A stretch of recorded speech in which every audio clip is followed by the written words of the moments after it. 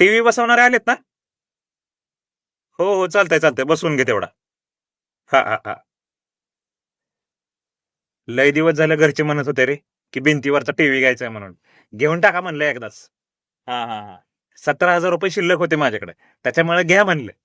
मस्त मस्त. पण जर 17,000 शिल्लक आहेत म्हणतोयस तू, तर माझे 10,000 देऊन टाक ना. मग किती दिवस झाले दिलेत मी तुला? हा रे, तुझे पण 10,000 मला द्यायचे. एकच मिनिट.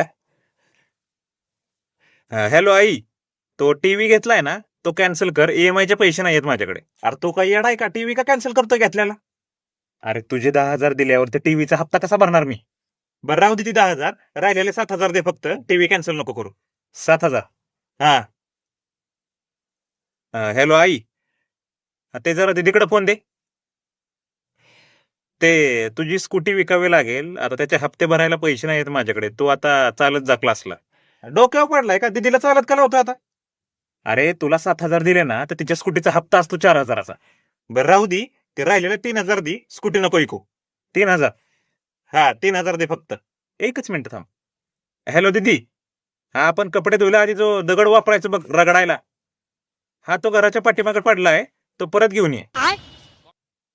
हा, ते वॉशिंग मशीनचा हप्ता भरायला पैसे नाही आहेत ना माझ्याकडे, ती विकावी लागेल. अरे तू काय जरा डोक्यावर पडलाय का रे? ह्या वयात काय आता इकडून हाताने कपडे धुवून घेणार आहे का? अरे तुला 3,000 दिले, तर महिन्याचा हप्ता असतो 2,200 रुपयाचा वॉशिंग मशीनचा. ते काय करणार मग? राहू दे ते 2,200, नको देऊ. हा, मी करतो फोन. हा हा. राहिलेले 800 तेवढेच दे. ते टीव्ही घेतलाय ना, त्याचा रिचार्ज आहे 350 रुपयाचा. राहिलेले 450 मला लागणार आहेत. अंडरवेअर घ्यायचे 2 जॉकीच्या, 220 ला एक आहे. बहन चोद. हे घे राहिलेले 10 रुपये.